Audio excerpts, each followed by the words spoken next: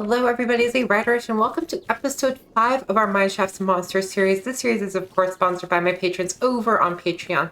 So if you would like to support this series, go ahead and sub there for $1 a month. And not only will you be helping me with this, but you will get episodes an entire week early, and your help means so much. But in the last episode, we built up this absolutely wonderful building, and inside of here we have some of our villagers that I haven't quite filled it up yet, but these dudes have been making me so many emeralds, and we've gotten tons and tons of amazing stuff from here. But the past 3 or so episodes have mostly been focused on building. And this is an RPG style mod pack, so we're going to do some exploring today instead. That's actually one of the main points of this mod pack. Oh, there's two of you. Wow. Is to do lots and lots of exploring. So I've actually leveled up my total amount of active trinkets that you can have. We are up to 6 now, and we can actually unlock a 7th right now. Yeah, we'll do baby. No, none of those look too good for me right now. But we have that unlocked for the future. So what we're going to do is we're going to go out and find some of the big buildings. I know there are quite a few off in this direction that I haven't explored yet. There's so much stuff around here. Like maybe we could fight another dragon possibly. This is the place that we in episode 3 weren't able to get. There's quite a few interesting things around here that I'd like to check out. I am not actually going to be raiding this because due to a glitch, no hostile mobs spawn in there, so it doesn't necessarily seem fair to me that I would actually raid that area. So let's go ahead and check out some of these other structures around here and see what we can find. Maybe we'll start off with this Coliseum. So for this episode, we are going to be doing something slightly different from all the episodes that I have done in the past, in which I will be doing a voiceover for most of the episode.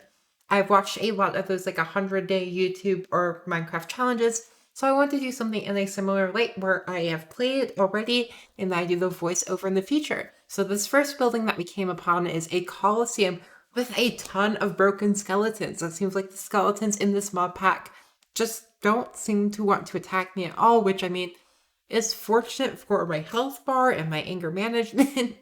I say, and I don't really get angry, but unfortunately, it makes this mod pack seem a little bit easier than I believe it should. Now, in the center of this Coliseum is where things got really, really interesting because the spawner there spawned skeletons riding phantoms, and unfortunately, these skeletons definitely have their AI intact, so they were a pain in the butt to defeat. But once I defeated them, I got these really awesome health boost potions and strength potions, so like, if I ever need something like this again, like a massive health boost or lots of strength, this is where I'm going to go.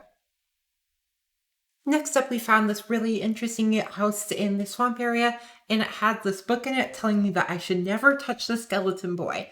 Now, I am assuming that the skeleton boy is in fact one of the bosses, so I am not going to touch the skeleton boy for a hot minute, but we will visit him later. Up next, we found this blimp, and inside of it, actually, it has some amazing redstone components, which is going to be super duper useful for us in the future because mining is a little bit different in this mod pack, and these redstone components, especially the things that require quartz, are going to be much more difficult to get since the nether is extraordinarily hostile in this mod pack. I ended up finding this weird abandoned village, and it had lots of loot in it, and it also had a magma cube spawner. So we definitely have some magma creams now, but once I get fortune, I am definitely going to have to come back to this village because it did have a lot, like a surprising number of ores there. Like this is going to be an excellent way for me to come back and get some additional materials in the future. With the village out of the way, I think I found another location of another boss in the game. It is this giant building surrounded in snow, and the door to open it requires a key. And yes, I know I could just break through, but that does not feel as if it fits the spirit of this mod pack or just Minecraft in general. So I'm going to wait until I have the key, but we're eventually going to come back here. You're probably going to recognize this next building on the list. It is those same houses that we have visited so many times before. These things are probably the most common building that you can find in the mod pack. And of course, it has lots of beginner loot, and it has a little bit, like, it's in between beginner and intermediate loot. So it's a good way if you want to get some extra loot to get started. And we also did end up finding this really cool statue right next to it that did have some loot inside of it as well. I visited a graveyard and stole another cursed chest, and then we visited 2 more of those exact same houses. Again, I am pretty sure these are the most common buildings in the entire mod pack. Up next, we found this very, very cute house, but unfortunately, there wasn't very much to it on the inside or on the outside, just a little bit of loot to help get us on our way. Right next door to that house, we did find a hot air balloon, and again, unfortunately, there wasn't much to this loot-wise, but it was, again, really nice to find something just out there that wasn't hostile and was just kind of cute thing to find out in the wild. After the hot air balloon, we stumbled across a village, and in this village was one of those towers. Now, if you play Breath of the Wild, you may recognize these towers because they are heavily inspired by them. Normally, at the top of these towers, there would be a waystone that we could collect, but this one was broken, and it was so sad because I was so looking forward to get another waystone. But right next to this was a village. There wasn't very much in this village, as is usual for villages, but there was an interesting building right next to this village that had like an enchantment setup, what it looked like, and it did have some mobs inside of it, so it was fun to get to fight something after taking a little bit of a break from that. Now this building is super cool. It is a windmill that's completely full of pillagers, but I do absolutely love the design of this. I did get to fight a lot more pillagers, which was really good for like raising my reputation with the villagers, but beyond that, the loot here wasn't the best, but it was still a lot of fun to visit it. Stole another cursed chest. Found another one of those interesting big statue things I mentioned before that did have a chest in its forehead. And being the fool that I am, I decided that I might as well take on the Hydra. You know, one of the bosses in the game, and me with my awful PvP skills thought this would be the most wonderful idea, especially in a video in which I am doing a voiceover instead of an active chat. But for those of you who do want to defeat the Hydra in your world, how you need to do it is you need to make sure that the Hydra is on fire. Otherwise, it will regenerate its heads and it will regenerate health because of that. Unfortunately, my weapons they weren't good enough, and I wasn't good enough at PvP, and unfortunately, they are so close to so much water that they keep putting themselves out. So it's really hard to get them on fire, so this is going to need a lot more preparation on my end. Maybe fire aspect on the sword would help quite a bit, but not today. Stole yet another cursed chest, and I was on my way to find the next structure. In this case, it happened to be a set of giant mushrooms, and I found these extraordinarily cool. Unfortunately, our dragon did get hurt a little bit here, but you are able to feed these alpine dragons some honey bottles in order to restore their health, and I was able to get some alright loot here. The loot's hidden all the way up in the very top of the mushrooms, so make sure that you have either the spider or some climbing gear or some scaffolding in order to get up there. And I came across this dude who had the absolute worst trades in existence. After not fighting anything for a very long time, I decided it was time to fight something, but this time I was going to do it in the most cheaty way possible, so here I am fighting a fire dragon. Of course, the fire dragon's AI seems a little bit broken, and by a little bit, I mean a whole lot broken, so this was the cheatiest way ever to get some additional fire dragon blood and some dragon skulls and stuff like that. After that absurdly easy fight was over, I found a hobbit hole and I found a place in which we could cure villagers, and now I would like to get every single achievement that you can in the small pack, and trust me, there are hundreds of them. One of my goals is to get every single achievement before the series is over, so I might as well get the cure a zombie villager now, so I did that down here in this weird little basement thing. Now here we have some very interesting mobs. If you're familiar with Greek mythology, you probably have heard of the siren before. If you haven't, basically they are very beautiful mermaids who are supposed to attract sailors and sing them to their death. So this mob pack does it in a very, very interesting way. So when you hear the siren song, you cannot resist being pulled into it. Your character physically gets pulled towards the sirens, and you are able to attack, and once you get close to the sirens, once the sirens attack you, you are released from their quote spell, so you're free to move around. And so this was a very interesting and very unique fight to have in the mod. After the fight with the sirens, I was able to move on, and I found the zombie ship, and I easily defeated all the zombies inside and claimed the loot, which is going to be great for trading with our statue of Poseidon. I ended up coming across another one of those super duper cute houses. I am so sad that these do not have like any good loot inside of them, because they're just so cute, but I may eventually end up turning these into like maybe a vacation home. We could potentially have a vacation home in our Minecraft world. That'd be a lot of fun actually, now that I think about it. But again, these houses are just super cute, but they do not have very good loot. After raiding our future vacation home, I stumbled across another one of these graveyards. This one was a little bit cursed this time. It was a little bit strange, but again, it's for a cursed chest, so it might as well be a cursed graveyard too. Guess who's back? It's the Pillagers this time. These were really, really easy to defeat, and honestly, with my Bane of I believe my sword has Bane of Villagers on it. With Bane of Villagers 3, these dudes do not like stand any chance against me, and they're incredibly easy to defeat unless there's like an Evoker involved or one of the more difficult versions of the Pillager that this mod pack has. But beyond that, it was just a tiny little house full of Pillagers, nothing much to it. Speaking of things that are difficult to defeat though, we decided again to take on an Ice Dragon. And I can tell you right now, this did not go well for me. I died many times to this dude, and it took me forever to defeat him. But at one point, his AI kind of went wonky, so that helped me defeat him without dying in the end, and we were able to collect some more Ice Dragon blood and some bones from him as well. After this, we came across one of the bigger structures in the game. It was this boat, and let me tell you, when I say this boat was a maze, I mean it in the most literal sense. First off, it was pretty easy to defeat a bunch of the skeletons that just were roaming around on the boat. Some of them did have AI, others of them didn't have AI. But the interesting part is when you went below deck. Below deck, there was kind of, the first thing that you saw was a jail cell. There were a couple skeletons in there. It was very easy to defeat them. And continuing on, it became sort of a maze of structures. There was a bedroom that was connected to a couple chests in the back. And then if you went to the other side, just right next to the jail, there was a stairway down. And inside of there, it became a maze. There were some silverfish that you had to defeat.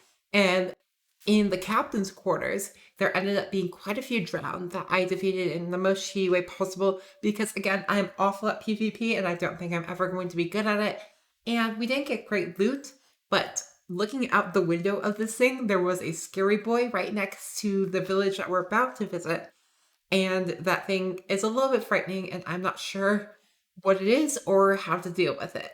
So here's that village that I was talking about in the last clip, and I just want to say that in my notes I have this as funny swamp village with lots of death, and in parentheses, it's curse! Exclamation point. And that's because there's a couple things here that are trying to kill a villager, and there seems to be a perpetually floating arrow that seems to always be hitting something, and the villagers seem very, very angry at it. There wasn't very much loot in this village, of course, and there wasn't really any good loot, so I left it, and we went on to find the next area for us to explore. Now, on one of my earlier deaths during this episode, I did come across a couple things that I want to explore later. The first thing was this rock, and I thought it'd be interesting because it had like TNT over it. I was expecting to find some cool dungeon inside, but surprise, it's completely empty. But after that, we did find a pillager camp that was right next to it. The pillagers, again, were incredibly easy to defeat. There wasn't very much a good loot in there. But what happened afterwards, after I raided this camp, was really interesting. You see, there's this Enderman that's doing all sorts of weird things. And it has a shield and this special wand. And I'm going to go over this wand in the next clip. And this is the last clip in which I'm going to be doing a VO after I've finished recording. That was incredibly productive. We have so much loot from all of this, and we're actually going to be able to do some really, really cool stuff with this loot that we got, especially with this nether quartz because, oh, hello friends. Especially with the nether quartz because we are able to actually make stuff that we need to go to the nether for. So stuff like observers and comparators. I'm going to go ahead and kill this pillager squad real fast. But I believe the coolest thing that we found is this mystic wand right here. In that last clip, before we started doing the actual voiceovers again, do you remember that weird, strange looking Enderman? Well, that thing dropped this. I tried it out once, and you can see it only has 2 durability on it, which is not fantastic if you ask me. But what it is able to do is it's able to convert stone into resources like lapis, silver, emeralds, gold, and diamonds and stuff like that. So it is super duper incredibly fancy. So I want to expand our villager training center over here. I know we haven't fully populated it yet, but I want to expand it up another level. And that level is going to be solely for librarians. We're going to have an entire level dedicated to librarians and librarians alone. That way we are able to get hopefully an unbreaking book and a mending book. And I'm actually curious. Let's see what the enchants on this thing are. Popping this into our enchanting table, it looks like we can get Soulbound, which would be good. And I have 21 levels right now. I'm so close to 22. So let's see if we can, in fact, get that Soulbound enchantment real fast. Got the levels, got the lapis. Let's see what this dude gets us. Let's pop that in there. It just looks like it's Soulbound. Is Ore Gem actually an enchantment we can get? No, we can get Ore Gem and Gem Ore. But it looks like Soulbound is all we can get on this, which is very unfortunate. And let's get a few more levels so we can enchant this pickaxe as well. But we're going to make a new one because she's not looking so hot right now.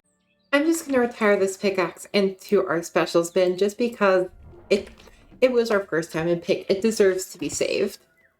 I was just throwing eggs and this dude popped out one of the rotten eggs. What is it? Stay out of my peripheral, which is tame a cockatrice from an egg. Are you mine? Does that mean you're mine? Where did you even go? Let's try on hitboxes. Maybe we could find you easier that way? Or not. I guess our cockatrice has kind of just disappeared, but that's not it over there. Interesting. Well, maybe we can get another one. Let's try throwing these again, but I'm going to cage it this time. Right down in a hole. Oh, that was incredibly lucky. Hi. Are you my friend now? I think so. Interesting. Let's see. Can we get lucky again? Yeah. Oh, we have 2 of them now. All right. You friends get to stay in there. And of course, we need names for these 2. And speaking of names, we've got our name for a dragon. And she is going to be named Sapphira. Thank you very much to Erwin for this suggestion. So our dragon does have a name. And I think we are also going to need a name for our cockatrices. In case you were a little bit sad that your name did not get featured in this one. We definitely do need names for these dudes. I'm going to expand their little enclosure a little bit for when they do grow up. Hopefully they do not suffocate in the wall. But let's go ahead and I'm going to get myself a few more levels. So let's pop. Oh, it keeps our lapis in there. I wonder, does it keep, it doesn't keep our pickaxe in there, but it does hold lapis. Let's see, what do we get? Efficiency 3. Not great. And Soulbound. Okay, we're going to disenchant this and see if we can get a better enchant on it. Well, I think these villagers are slightly bugged out because they keep leaving massive piles of carrots down here, and I can just go grab them and then find whichever villagers have carrot trades and trade for so many emeralds, and I'm getting so many levels this way. I think it's a little bit broken, to say the least. Levels acquired, and let's go. Let's see what we have this time. Efficiency 3 again. Let's just do that and disenchant this again and see if we can hopefully get something better than that. Unbreaking 3, okay. And efficiency 3, still not great. I guess we're going to have to do more with our librarians in the next episode. And I'm sorry this episode took so long to come out, you all. Unfortunately, I had to have a surgery recently, and that took up quite a bit of my time. And in just a few days, I'm actually going to have another surgery, which I will not be able to speak after, at least for a few days. So it may take a little bit for these videos to come out, and I'm terribly sorry about that. But I promise you, I am not going anywhere, and I will still be working on them because especially with this series, I have received so much amazing feedback, and I have heard that you all really love it so much. So of course, I'm going to continue it. But with that put it aside, I hope you all have a wonderful day, and I hope to see you all in the next video. Goodbye!